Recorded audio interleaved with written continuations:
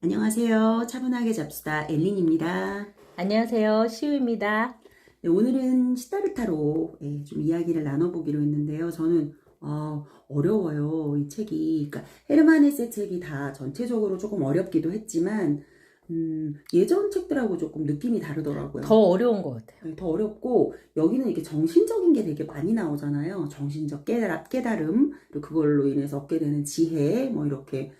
여기는 본인이 원해서 그 브라만 계급이 가질 수 있는 모든 특권을 다 버리고 본인이 막 고통을 찾아서 헤매 다니잖아요.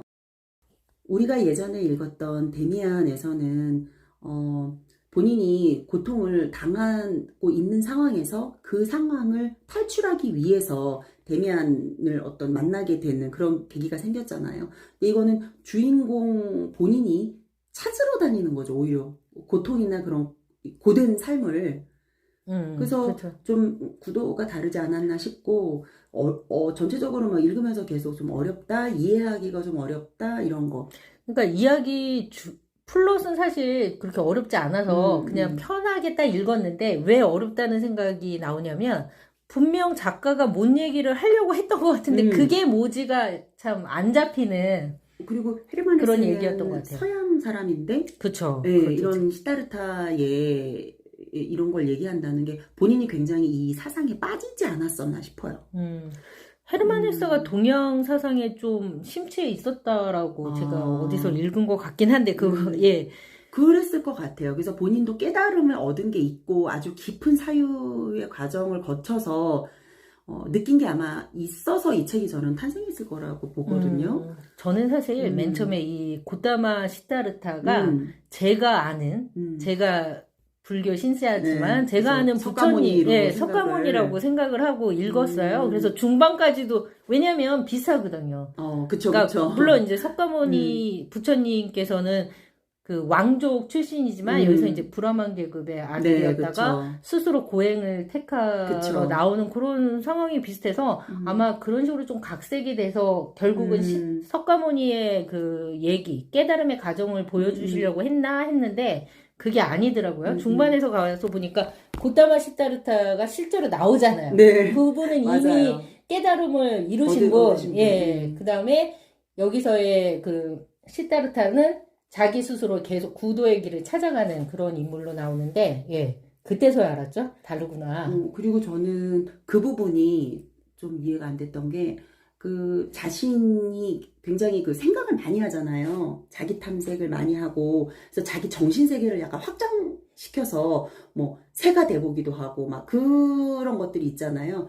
그러면 보통 사람 같으면 자신의 어떤 정신적 영역을 다른 사물에까지 옮겨서 이렇게 훨훨 나는 기분을 느끼고 이러면 너무 좋을 것 같거든요. 난 대단하다, 막 이런 생각 느낄 것 같고, 나는 깨달음을 얻었어, 막 이렇게 될 것 같은데, 그래봤자 결국엔 다시 나로 돌아오면 그게 뭐야? 아무것도 아니네. 이렇게 생각을 하고 더 높은, 더 고차원적인 어떤 정신적 자유로움을 원한단 말이에요. 그래서, 우리 평범한 사람들이 이 시타르타의 입장이나 이런 어떤 정신적 열정? 이거를 이해하기는 힘들겠다. 그쵸. 우리야 그런 고행을 떠나지도 않았을 거고, 자신의 온갖 부귀영화를 버리고, 오직 구도의 길 하나만을 떠났으니까 얼마나 큰 거를 원하겠어요. 여기서도 고빈다란 친구랑 시타르타의 행보가 되게 다르죠. 네. 고빈다는 계속 그 어떤 스승을 찾는 거예요. 자신에게 깨달음을 줄 수 있는 그 스승을 찾아서 다니고,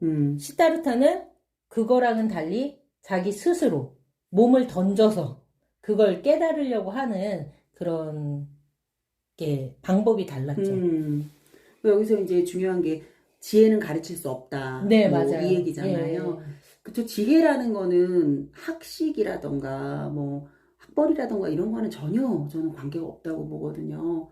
그래서 지식이 이제 많다고 해서 뭐 지혜가 많다거나 이런 건 절대 아닌데, 그렇죠. 제가 느낀 게 저희 이제 할아버지가 이제 그 당시에 아마 국민학교? 그러니까 초등학교만 졸업하셨는데 책을 무지 많이 읽으셨어요. 그래서 제가 아직도 생각이 나는 게, 할아버지가 어떤 행동을 하거나 어떤 말씀을 하실 때 전혀, 와, 우리 할아버지 정말 대단해라고 이제 생각한 분이 되게 많거든요. 그래서 어떻게 저렇게 그 책을 항상 읽으시는 모습을 이제 봤었기 때문에 이제 기억이 나요.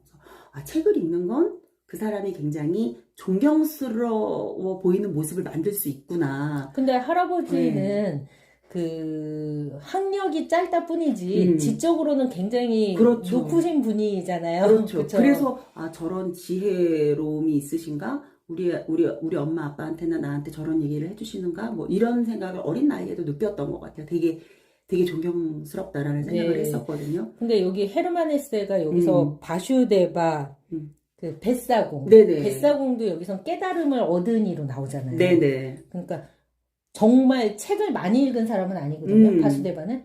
이 사람은 그러니까 여기서 말하는 거는 정신적으로 본인이 이렇게 찾게 되는 그 어떤 개인적 차원의 높은 레벨? 그러니까 생각의 높은 레벨? 어려워요. 네. 어려운데, 그러니까 일단 바수데바의 삶의 태도? 그러니까 이 사람이 뭔가 삶을 역행하거나 거슬리려는 게 하나도 없는 사람이죠.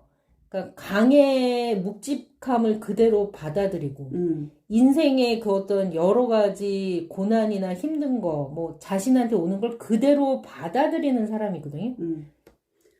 근데 여기서 왜 그 고행의 길을 걷는 그런 승려들이나 뭐 이런 사람들은 사실 세속적인 것과 완전히 떨어져서 자신의 깨달음을 얻는 사람들이잖아요.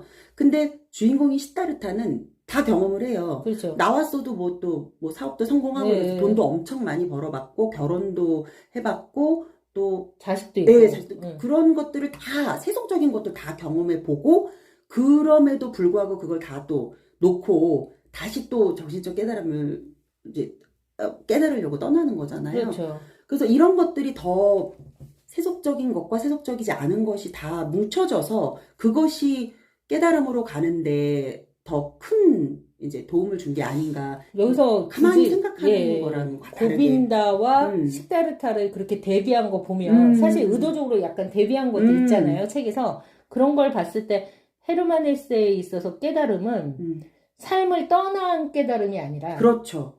삶 속에서 그렇죠. 그러니까 희노애락을 다 공감하고 그렇죠. 네, 세속적인 것을 깨달으면서 세속과 그 다음에 탈속과 그 중간 지점에서 뭔가의 깨달음을 얻는 개념이 아닐까 싶어요. 바슈데바 자체도 사실 삶 속에서 깨달음을 얻은 거잖아요. 그렇죠. 뱃사공 오히려 고행을 떠나고 스스로 사색만 했던 고빈다는 깨달음을 얻었다고 얘기하지 않는 거 보면 헤르만 헤세가 생각하는 그 깨달음은 삶 속에서 있는 게 아닐까요? 저도 그런 식으로 느꼈고, 그리고 여기서 강이 굉장히 중요한 포인트가 되잖아요.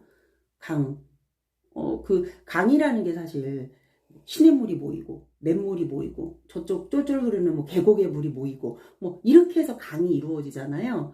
그러니까 그런 자기가 세상에서 얻은 그런 모든 것들, 그리고 그냥 정신적으로 자신이 고행을 해서 얻은 것들, 그런 것들이 다 이런 어떤 물줄기, 작은 물줄기인데 그게 결국에는 강으로 다 모여들어서 그게 지혜다라고 얘기하는 게 아닌가, 그런 의미에서 강을 얘기하는 게 아닌가. 예, 그런 이제 생각도 들더라고요. 강이 워낙 중요하게 여기서는 저는 여겨지니까. 강은 그냥 자연? 인간과 자연, 그 모든 거를 다 포함한 거고, 그 글에 보면 여기 그 고빈다한테 얘기할 때 이런 글이 나오는 부분이 있거든요. 그러니까 지혜는 절대로 전해질 수 없는 걸 얘기하면서 아이의 모습이나 돌멩이의 모습이나 결국 돌고 돌면 이게 하나의 개체가 아닌 인고의 세월을 겪어서 완성체인 거예요. 그러니까 아이의 얼굴에서도 어른이 보이고 흙으로 돌아가서 자연이 보이듯이. 그러니까 그게 결국엔 경계가 없다라는 거잖아요. 그렇게 그러니까, 되면 이제 삶과 죽음도 경계가 없고 나쁜 사람 좋은 사람 경계도 없고 그 진실, 본질이라는 거는 그렇게 모든 것이 융합된 것이라는 그 이야기인가요? 그 이야기도 있고 그렇게 하나하나 개체가 우리가 가볍게 여기고 어리다고 무시할 수 있는 존재, 그리고 무생물이라고 무시할 수 있는 존재가 아니라는 거예요. 그 돌멩이도 결국 생명의 어떤 윤회사상? 윤회? 그런 그러니까 걸까요? 생명으로 나올 수 있는 거죠. 그 돌멩이가 이제 흙이 되고 그 흙에서 영양분을 먹고 살아서 생명이 또 탄생하고 하는 그런 걸 봤을 때 돌멩이 하나도 존경심을 갖고 볼 수 있고 아이 하나도 존경심을 갖고 볼 수 있는 하나하나 개체를 모두 인정하고 순응하고 사랑스러운 마음으로 바라보는 그 경지? 정말 높은 경지. 저는 이제 그런 깨달음이라고 생각을 했거든요. 그러니까 세속과 탈속을 다 경험한 뒤에서 오는 인간 자체에 대한 그 애정. 그 다음에 무생물이든 생물에 대한 모든 애정과 존경심을 갖고 바수대바처럼 그 있는 그대로 바라볼 수 있는 그 경지? 잘은 모르겠어요. 저도 어려운데 그런 얘기를 고빈들한테 했던 것 같아요. 아까 읽어주신 그 문장도 상당히 어려웠어요, 저도. 예. 무슨 의도일까. 그래서 어쨌든 내가 내 자신을 많이 반성하고 살아야겠다라는 생각도 했고, 뭘 하나 허투루 보면 안 되겠다. 그러면서 약간 중압감 같은 것도 느껴지는 것 같아요. 이 책을 읽으면. 마음이 가볍진 않아요. 그러니까 어렵다는 생각이 들고 저는 저한테까지 어떻게 살아야 되겠다. 그냥 이 책이 뭐지 하는 그 단계까지만 가서 그러니까 헤르만 헤세가 알려주고 싶었던 건 지금 이제 얘기하다가 느낀 건데 뭔가 깨달음을 얻는데 그렇게 고행하고 사색하는 것만이 정답이 아니다라는 그런 메시지도 있었을 것 같아요. 헤르만 헤세는 삶 속에 있었던 사람이잖아요. 그쵸. 그러한 사람도 어떤 깨달음이나 그런 구도의 길을 찾을 수 있다는 그런 말이 아닐까. 네. 자, 우리가 이번에는 이 책을 갖다가 좀 어려웠지만 이리저리 작가의 의도나 이런 거를 좀 생각해보는 좀 깊이 있는 책 읽는 시간이 되었던 것 같아요. 네.